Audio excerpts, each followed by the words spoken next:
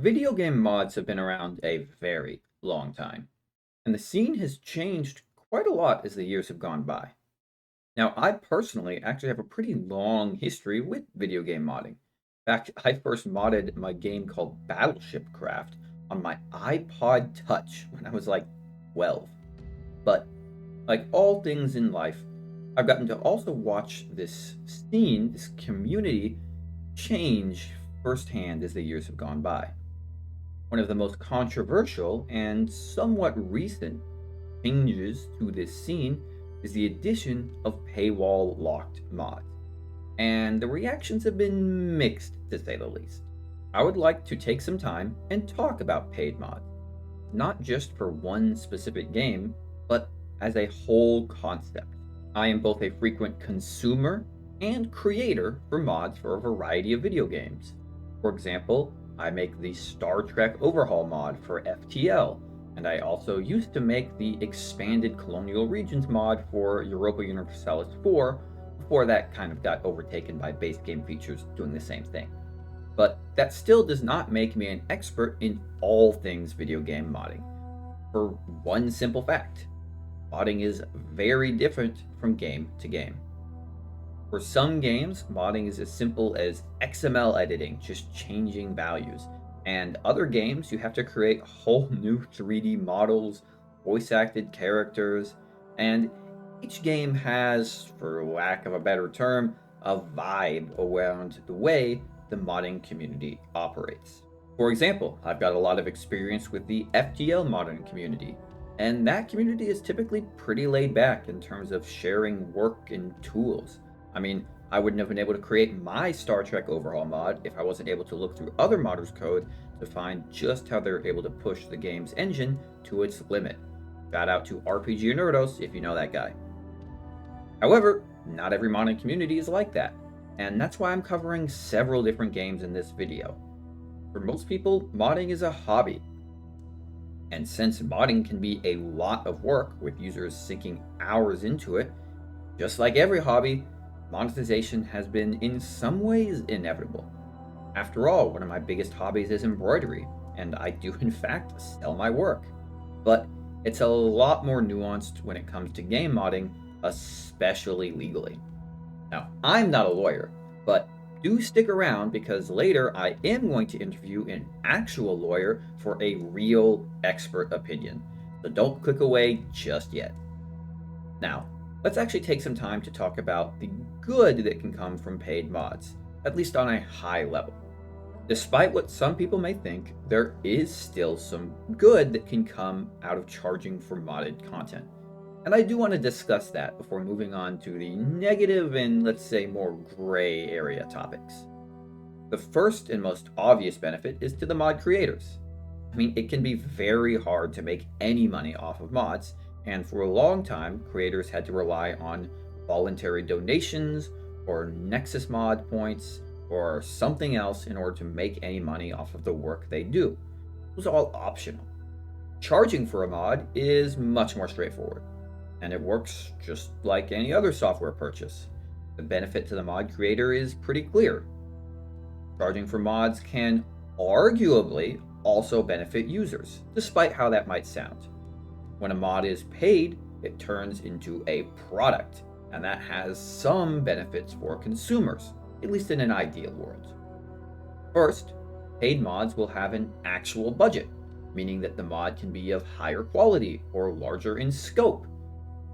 Money can buy a lot of things to aid in game development. For example, I would never hire a voice actor for a mod I'm not going to make a penny off of, but I might actually do that if instead of something that I'm doing for free, it's a product I'm trying to sell. Because a higher quality product means more people are going to buy it. It turns into an investment, a strategy. Since paid mods are a product, they're also less likely, big asterisk there, to be abandoned as the years go by. Many huge products are simply dropped because the creator doesn't want to keep investing the time into it. I mean, that's why I dropped my EU4 mod, at least in part. If a mod is a source of revenue for me, or I'm in some way contractually obligated to maintain it, well, then I'm much less likely to drop off the face of the planet and never touch it again. However, as I'm sure most of you know, it's not all sunshine and rainbows, and there's a significant number of downsides to paid mods. First and foremost is the potential for abuse. Like all products, paid mods are ripe for exploitation by those looking to make a quick buck. For every DLC sized expansion, there also tends to be a crappy asset flip, charging way more than it would ever be worth. Additionally, since paid mods turn a passion project into a product, that can kind of hurt the collective feel of a community and discourage collaboration and communication. There's a fundamental difference between a hobby and a product, and I firmly disagree with the sentiment that you should never do something you're good at for free. In fact, I deleted a whole rant about this terrible attitude from this script. It was like multiple paragraphs long. I do my hobbies because I enjoy them, and my goal is to enjoy myself. If I make money out of it, that's great, but that's not the main goal. And doing something for fun is always different than doing something for money. Doesn't mean you can't make money, but you have to have one of those two as your primary goal. However, if we want to go into any more detail about pros and cons, we're going to have to break it down into specific examples. I've mentioned before, every modding community has a different vibe, and I just don't think I can do a broadly applicable section without discussing a couple specifics. So, first, let's talk about probably the most famous modding community out there, or the second most famous, depending on how you think. That's Skyrim. If Skyrim is famous for two things, it's being released over and over and over again, and its massive modding community. Bethesda is aware of this community and has had several attempts at monetizing it, pretty much always with huge community backlash. Believe it or not, they actually tried over 10 years ago the first time, when paid mods were briefly added to the Steam Workshop before being removed due to backlash. Both the Creation Club and these newer paid creations they've implemented are, I would say, pretty universally hated by the majority of the community. And I think it's important to mention why. Skyrim has a history of some of the most impressive free mods out there, and I think that's really become a core part of that modding community. Bethesda gives out the creation kit for free, and users create and post their free mods on Steam or Nexus. And for years and years, that's always been the cycle. There is something a little unique about Skyrim here, because the push for paid mods actually comes from Bethesda, meaning it's official. This causes some unique upsides and some unique downsides. The first big upside is console availability. For a lot of games, consoles just don't get access to mods. However, when they're bought through the official Bethesda console, users can finally have a taste of the freedom PC users have had since like 2009. However, there are several rules paid mods have to follow that free mods don't. For example, there's no external dependencies allowed, they have limitations on imported models, total mod size limits, and a variety of other limiting factors, which means oftentimes the paid mods literally can't be as good as the free mods. The system has also been heavily abused. Bethesda allows mod authors to set their own price within reason, so many terrible asset flips with no real content cost more than the actual game's massive DLC, and Bethesda has done little to discourage this low effort slop. Again, the culture of Skyrim modding changed when money got involved. Making a low effort model export isn't a crime, and in years past it wouldn't have mattered because Skyrim modding was always free and community driven. But charging for a crappy model export feels a lot more like being ripped off by a used car salesman than enjoying community made content for the game you love. While the community reaction to this has been incredibly negative, from my research, I've seen almost 95% of the comments about this being very negative and really disliking the way paid mods have been implemented. I don't actually believe the rollout has been a complete failure.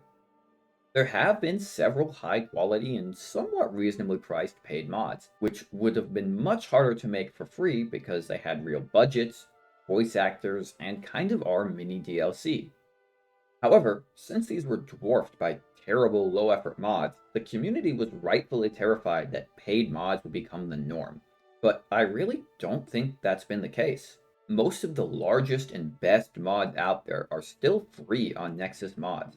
And while your playthrough may be enhanced by using a small number of high quality paid mods, I kind of feel like the average Skyrim user is completely unaffected by the addition of paid mods, because nothing really important, or I don't mean to be offensive, that game changing is locked behind a paywall. Skyrim has such a large mod catalog that you really don't miss out much by never paying for a Skyrim mod. And I would kind of just encourage you to not buy almost any of them. If a Skyrim paid mod looks interesting, don't just buy it. Google it. See what the content is included and if it's worth the effort. For most, the answer is probably no, but I mean, there are diamonds in the rough. Now, not every community is as hostile to paid mods as Skyrim, so I want to pivot a little bit and talk about Microsoft Flight Simulator. While this game's mods aren't without some backlash, I would say generally the community is pretty happy to pay quite a lot for a single mod, and I mean it. There are mods that add a single plane, just one plane that you can fly in the game, which costs over $50, and I mean the community is fine. They don't even care. And it's way different than the insane backlash Skyrim got for like $1 to $15 mods. But there are several factors as to why this is.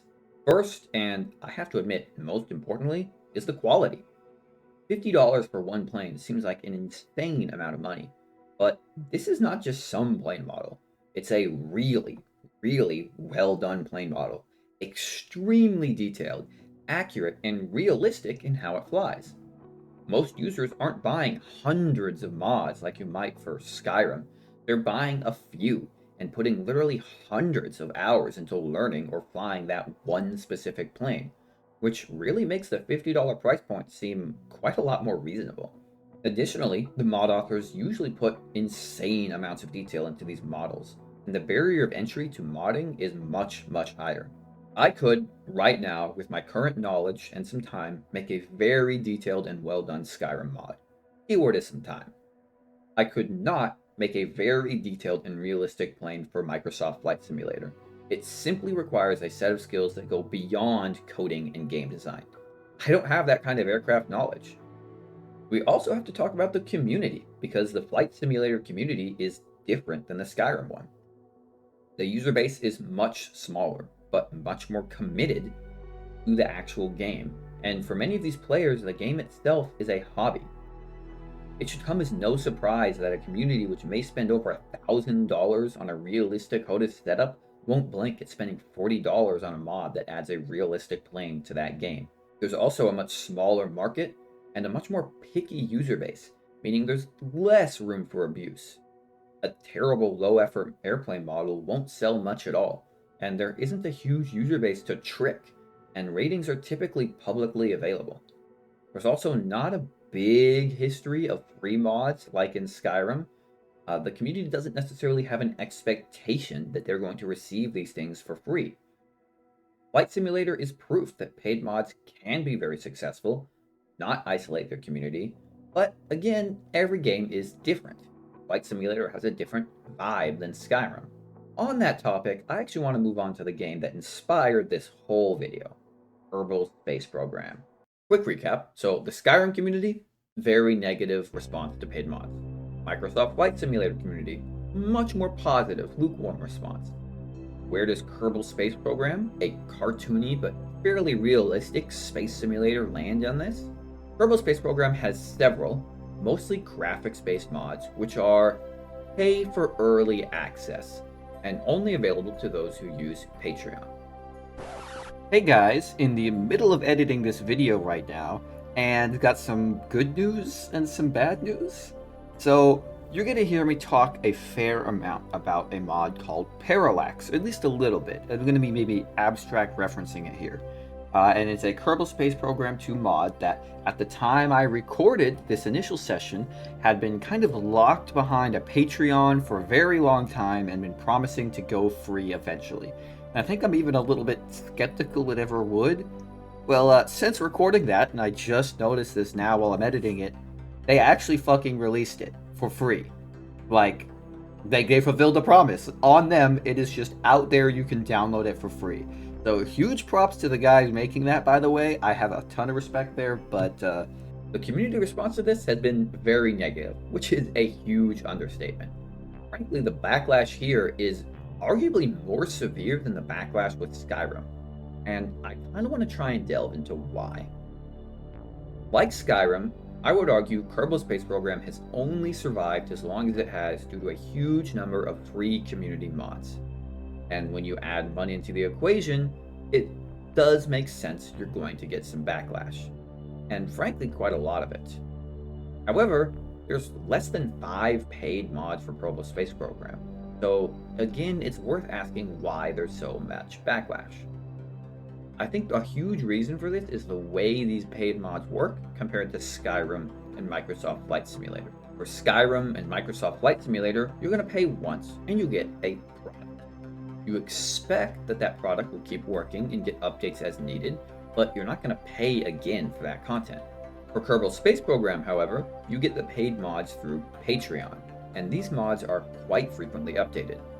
However, to continue to get the updates, you're going to have to keep being subbed onto Patreon. And even though the cost is only $5, that can really add up over time. There's kind of a unique blend of paid product and passion-driven hobby, which creates this muddy mess that does leave a sour taste in your mouth. The mod author markets this as early access and promises that the finished mod is going to be free. But this does seem to be a somewhat eternal early access mod. This has divided the Kerbal Space Program community in, I would say, a very toxic way. I have to be 100% honest here, I think a lot of this backlash is overblown for how tame the situation is. The community fears, and I kind of see where they're coming from, the normalization of paid mods, but that doesn't seem to be the case. Even the paid mods are claiming to eventually become free. That's not to say that this is all a complete community overreaction. The paid mods are coming from pretty legendary mod makers, all renowned for their work, but the mods themselves really don't seem incredibly special. I mean, they look incredible, they're all like graphics related mods, but I would argue they've added a lot less to the gameplay experience than the huge majority of the completely free mods that even the authors themselves have put out previously. And paying for regular mod updates is a uniquely bad feeling. Overall, I do think that Kerbal Space Program shows how money can really complicate and sour a community, and how important a community's vibe is to the monetization. While just like with Skyrim, I feel like the actual impact of a Kerbal Space Program user is next to none. I mean, I play heavily modded Kerbal Space Program, and I am literally never going to pay for any of those mods. Like, I don't feel like I'm missing out on anything. Now, we've talked a lot about a lot of people's fears about a changing mod community, so I want to take a quick look at Beam.ng. This simple simulator game has a huge volume of mods, including paid ones, and it combines the high prices of Flight Sim with, in some cases, the monthly subscription model of Kerbal Space Program. For a lot of people, Beam.ng is your worst fear. Tons of overpriced, horrible mods, some of which cost $30 per month to maintain functionality. Again, that is technically a rare one, but I have to bring it up. Now, the Beam.ng community does not exactly love this, but it kind of has been normalized. There aren't 500 Reddit posts every time one is released, and most users simply either don't interact with them or they're going to buy them. It's kind of hard for me to determine whether or not these paid mods have been a net negative on this modding scene, but there are some key differences. Since Beam.ng is still in active dev, there's a lot of new content that's added for free to the base game regularly, meaning that you don't really need the mods to survive. It's going to keep getting updated, and users can easily ignore all the paid mods with no risk. That being said, it also means mods need to be frequently updated to keep working. which means that if you aren't paying for those monthly subscriptions, your paid mods could stop working, depending on if the mod author is generous enough to give you a free update or not. Like all games with paid mods, of course, this is subject to abuse, and it's much harder to tell the quality of a Beam.ng mod up front, since you may not be able to tell how well the rigging and modeling is done, considering it's a physics-based game, just from the previews you get before subscribing. And there are a fair amount of pretty bad model swaps that are offered in this game. A lot of modding communities really fear being turned into Beam.ng, but again, I still think this is a little bit overblown. Again, as somebody who technically doesn't play the game that much, from the outside, it certainly looks like these paid mods have had a negative impact on the modding community as a whole. But there are a small and even somewhat vocal subset of community users which are pretty proud of paying for these mods and have no problem. And there do appear to be a few really high quality, kind of similar to Microsoft Flight Simulator, really detailed car models that people really appreciate because maybe it's the same car they drive and they like the way it feels. Now, there's a lot of games we haven't touched on, and we are going to briefly touch on Minecraft. I know that's what a lot of you have been waiting for, but I want to take a break and finally fulfill a promise I discussed at the beginning, and that's to talk about the legality. The real question is this: was all this legal? Mods fall into a legal gray area in general, but a lot of companies, other than Nintendo, are more than willing to let modders be due to the benefits these mods bring to the game for literally no cost to the devs. Adding monetization, however, can complicate things.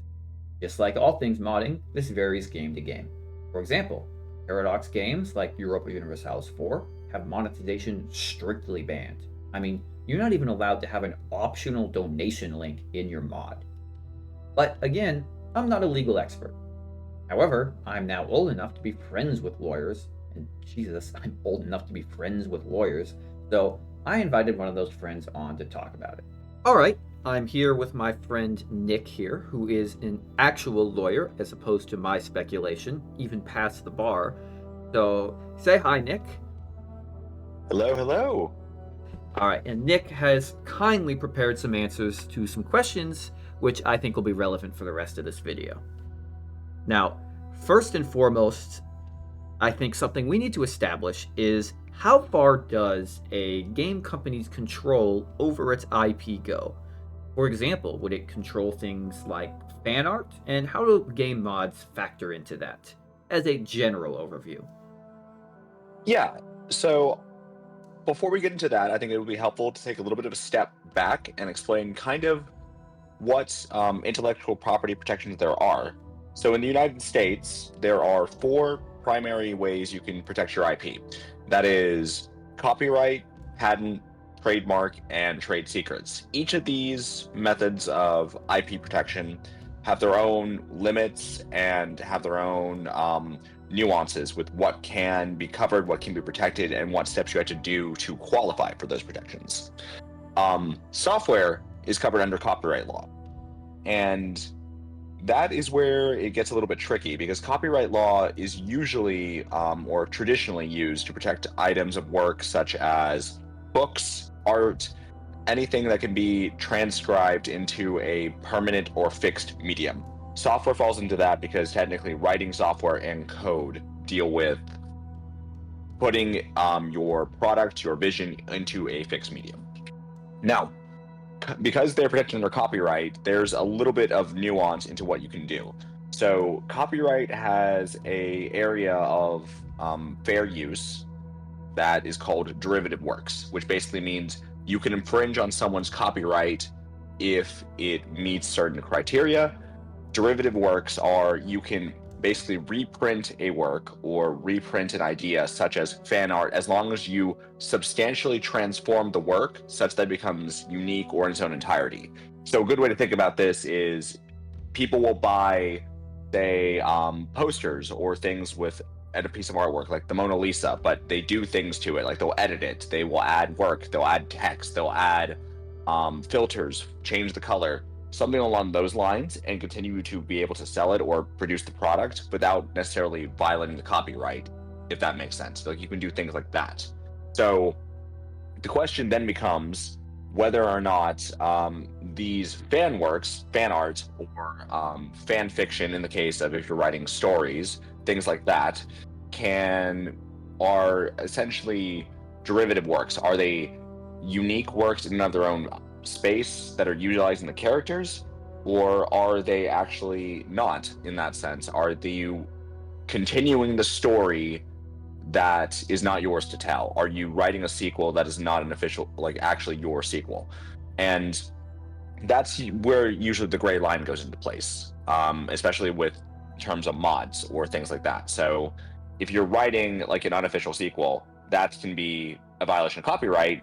But if you're just drawing fan art of your character, may not be copyright because it could just be a derivative work, if that makes sense. It does, thank you. And that actually leads pretty nicely into the next question, which I'm sure you're expecting, is there going to be a difference when a mod kind of has all of its own assets that it's adding onto a game, or when it's using and repurposing a lot of assets from the base game?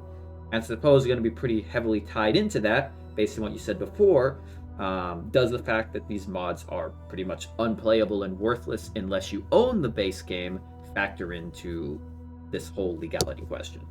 Yeah, so those are both really good questions. To go to the first one, does it make a difference if the mod is using assets from the game versus a mod which is using external assets? So that goes into more of whether the company is allowing you to use their assets. So if you are using a tool the company created, you are technically using whatever that tool to create a product. You are bound by whatever EULA or licensing or whatever restrictions the company places on that software. If you are using the software from the game to use assets from the game to do things, I guess that also kind of changes things. For example, there was a case way back, I think it was in the 90s, that there was a company that was distributing modded Duke Nukem maps, so custom Duke Nukem maps. And the court, in that sense, ruled on that whether they were violating copyright was whether those maps, like they used the assets from the game and they republished them, they moved them around, they changed and made the custom maps for the levels using assets of the game. The court held that was fine in that case. Where they said there was the problem was that essentially because the game was played map by map, level by level, you were essentially selling additional stories or additional content that advances the character or it changes the plot of the copyrighted work without the consent of the copywriter or the author in that sense. So when it comes to assets in the games, it can be okay. Because they're publicly released, they're publicly available, and if you alter them enough, the work then could become a derivative work. If you bring in your own assets and change in the game, that can also be making a derivative work in the software.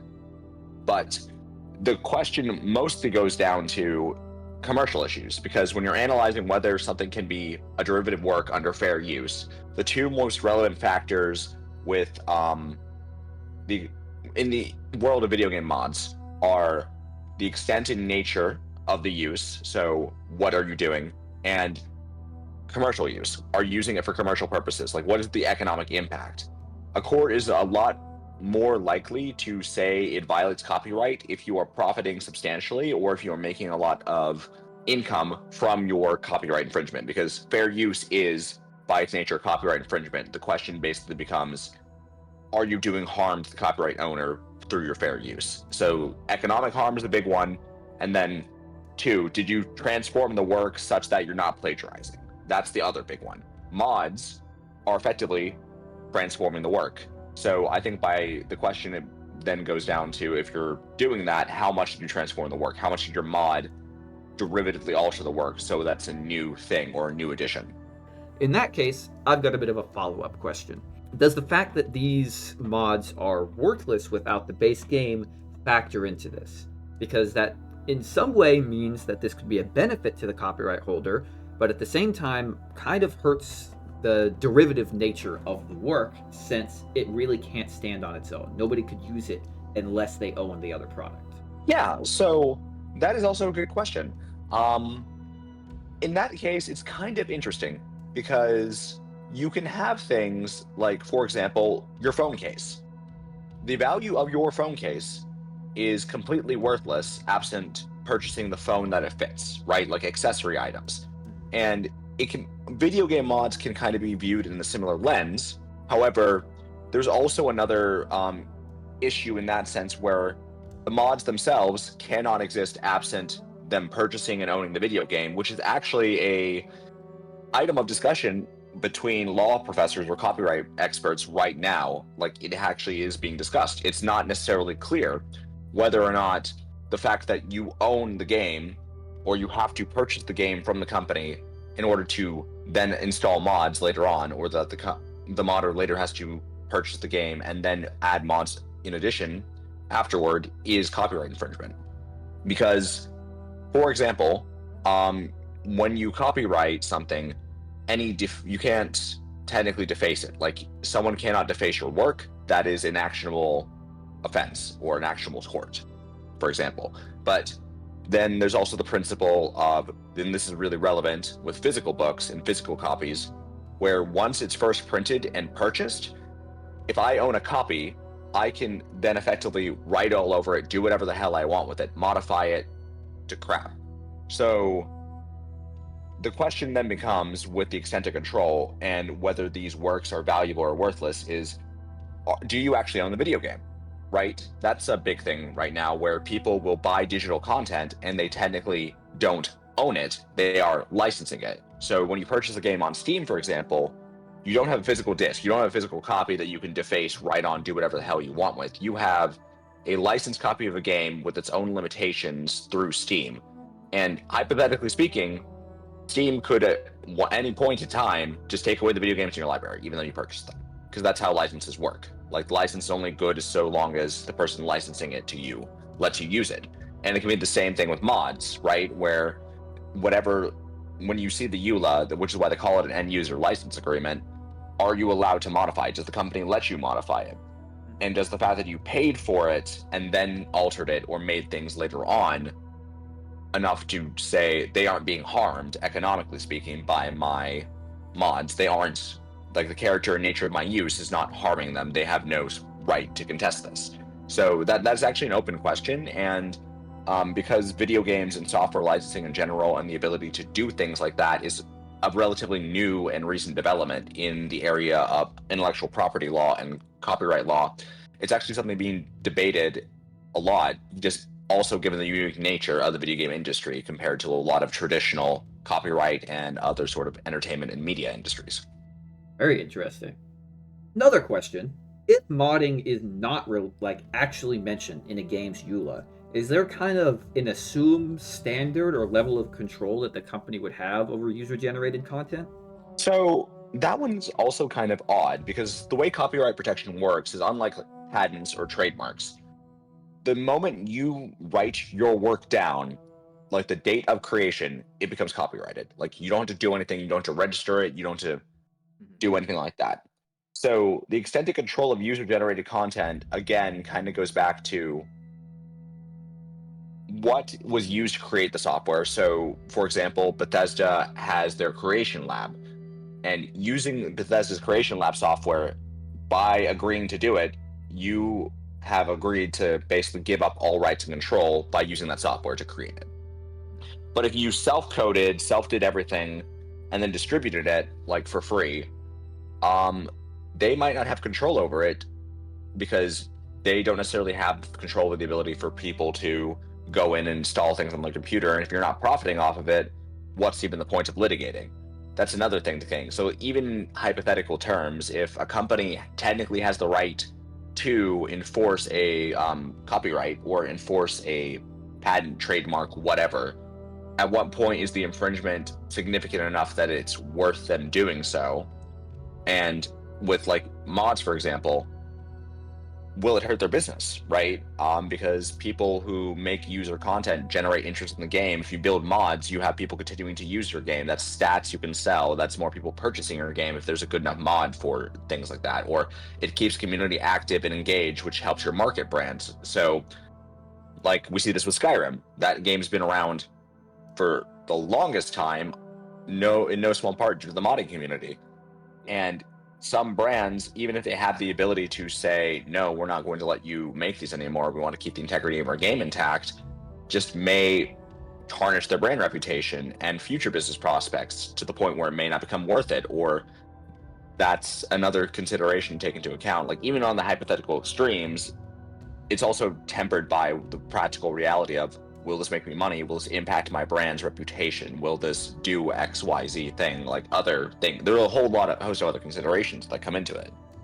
Let's list a hypothetical scenario, of course, where there is a game that has a EULA which is fairly, or at least somewhat restrictive in terms of distributing and monetizing user-generated content.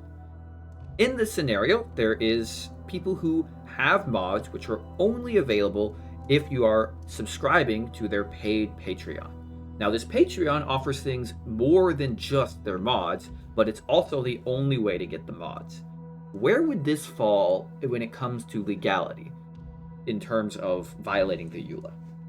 Yeah, so this is a very interesting question because it'll probably hinge on how much the court determines you are paying for the individual Patreon for the mod as opposed to the other content, or if, say, your contribution to the Patreon is a donation or a tip for services or a method to support because you can just provide tips to people, and you're getting and receiving the mod as an ancillary benefit to your donation. So, like, you know how when you donate to a charity, they can send you merchandise, right? The expectation for most of them is you are not purchasing the merchandise. It's a benefit for your contribution. And with Patreon, what makes it complex is, even if they only had the mods behind their Patreon, because Patreon's like a monthly sort of subscriber-based service where you're getting continual updates, where you're getting continual interaction or other sorts of privileges and features. Like, as I said, you can hypothetically message the creator on Patreon, have a direct one-to-one interaction. They have other posts, they have other content possibly. They maybe do other things too. And you're not just buying the mod in a one-off. It can be seen as an ancillary benefit to your donation in that case. But if you've had someone who said just made a marketplace for their mod, and the mod had a price attached that you paid for it, that would be probably more likely a violation of the EULA, because it's not arguably a benefit that you're receiving because you're tipping or you're giving a donation, right? Like just a fringe benefit. It would actually be seen as like a commercial. You're purchasing this product or service from that individual instead. There's a lot of games that have 3D modeling as a pretty key part of their paid mod scene. When it comes to these 3D models of real-world objects, and these are very detailed, very accurate models, would a company like Boeing have any claim if a user made a mod featuring a 3D model Boeing plane in pretty high detail that you couldn't get anywhere else? Yeah, so I think this is a very interesting way to think about it, because it doesn't just bring in copyright protection, as most, like, if you're just talking about software from a arm's length view, most software will fall under copyright. But because you're making a Boeing branded product, you also bring in the possibility of trademark law and trademark infringement. When you have a Boeing plane that you're deciding to model, it can be argued that the 3D model is a derivative work of the Boeing plane. Like, your 3D coding software and artistic modeling of the plane to go in, say, a flight simulator or another game would be more than likely a derivative work, because you are transforming that plane from being a physical vehicle into a digital model that's a separate piece of art. I am very confident that if that was brought to court, that would not be the issue, because that would have been substantially transformed from what was made. However, if you included things such as Boeing's logo, or like calling it the Boeing 747 or 737, something along those lines, now that brings in trademark protection, which is a lot more restrictive, because you recognize, like I said earlier, a little bit how we were talking about goodwill and other sorts of things that go along with being a business. Businesses are really protective of their brands, of their marks, and trademark law reflects that like understanding that brands and people's understanding of the reputation or opinion of the brand is very important to their success. So if you put that in the work and you're profiting off of Boeing's trademark by saying you can fly a Boeing train without Boeing's permission or paying them for use of the mark, and like say that was in a game that was not well suited with what Boeing wanted to brand it, like an X-rated game, for example, or an adult-only game that has maybe content people could find offensive or people disagree with or controversial content. That is probably where you would probably see the litigation, or you would see the problems arise, because in that case, you could be negatively harming them by having their brand be associated with this content, as opposed to if you make a plane that looks like a 747.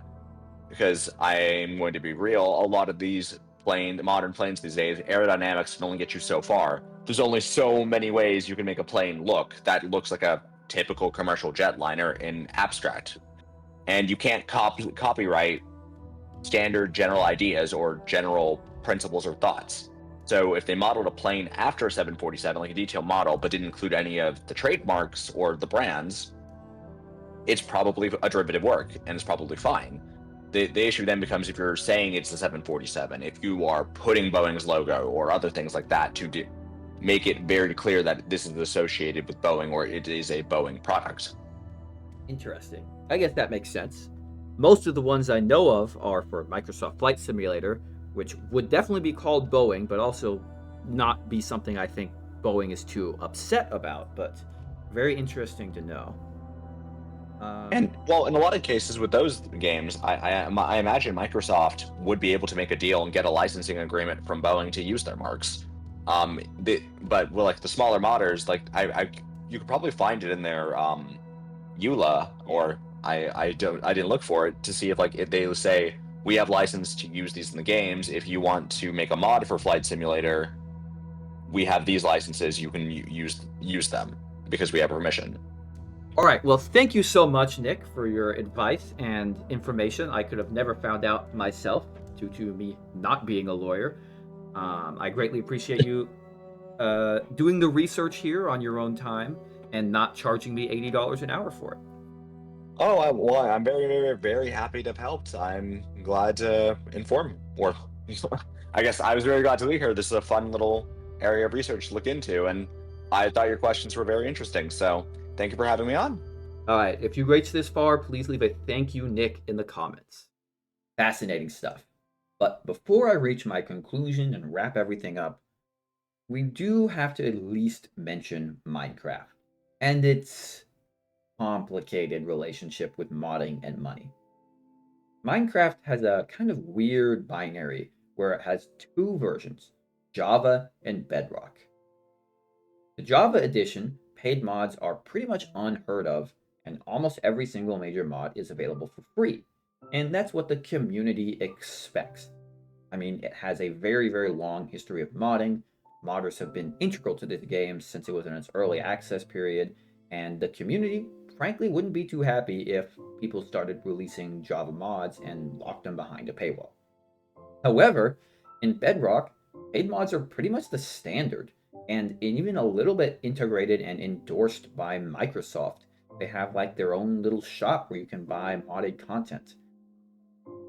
Again, here we have a pretty big divide. However, this time it's inside the same game.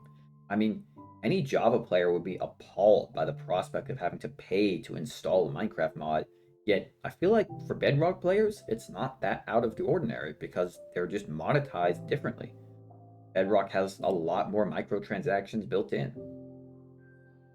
The funny part is, with paid add-ons being an official part of Bedrock Edition, you'd assume that Microsoft wouldn't really have a problem with paid mods for Java, but charging for a mod is actually against the Java Edition terms of service, which is a hilarious dual standard.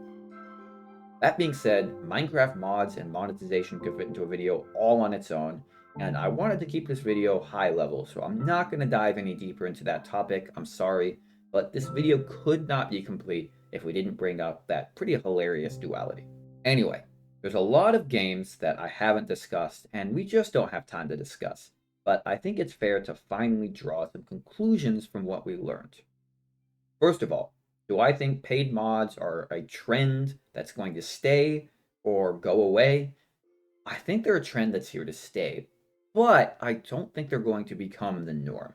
The reality is, for most games that already have an existing modding community, it's going to be pretty hard to pivot into a paid mod system because most users just aren't willing to pay for that. It's a hobby, and frankly, people have already paid for the base game. They don't necessarily want to pay for anything more. That being said, since the vibe is important, games where realism is really important and mods are really hard to make are going to be way more accepting of paid mods. And frankly, company support is a real factor you have to consider. If a company like Bethesda is going to support paid modding, well, then frankly, it's going to have a foothold no matter what the community thinks. And if a community is really against it, like Paradox Interactive, then there's no chance it's ever going to take off. I think that paid mods are kind of a net neutral. And I know that sounds weird because I've talked a lot about the negatives, but I do think the fact that having a budget for your hobby does give it a potential to become greater than it ever could be for free. Which, again, I know that sounds weird, but there are some things that can make a mod better that are more than just like blood, sweat, tears, and hard work. I know this is kind of a lame conclusion to reach, but I mean, the pros and the cons really do feel to balance each other out. A properly moderated system where some very high quality DLC sized mods are locked behind a paywall could be really good. But if you do not have moderation and something to prevent people from abusing the system, it's going to be abused. Now, am I recommending that you try and create a new mod for a game and charge money for it? Frankly, no. Because I do think that modding as a whole is at its best when it's free. It means the mods aren't going to be quite as good as you could get, but I kind of prefer it that way.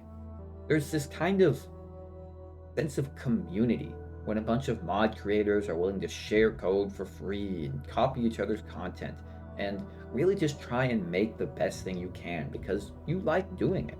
I mean, that's why I make YouTube videos. I don't earn a penny off of this, and frankly, I don't care if I ever do. I've got a real job for that, and I don't want YouTube to be my real job. And I feel like for most game modders, they feel the same way. They like modding games, but they don't want it to be their real job because that'd be way too stressful. But there are a very small subsection of people that are so passionate that they'd be happy to earn a living off of it. And I don't think it's fair to really hate or criticize them for at least attempting that. Doesn't mean you have to support it, and then frankly, if you don't, I don't think you should. But again, I don't think it really benefits anybody to be overly hostile to the mod creators who at least attempt to make a living off of what they love doing. Anyway, this might be the most controversial video I've ever made since Why Robocraft is Dead, but hopefully you found it at least interesting. And if you are part of any of the communities I mentioned, or way more importantly, a community I didn't mention that has experience with how they reacted to paid mods, please leave it down in the comments below. I would love to hear about it. I did a lot of research for this video, but there's so many games out there that I'm sure I've missed something fascinating. And if it's really interesting, I might even pin the comment. So, hope you enjoyed it, and y'all have a great day.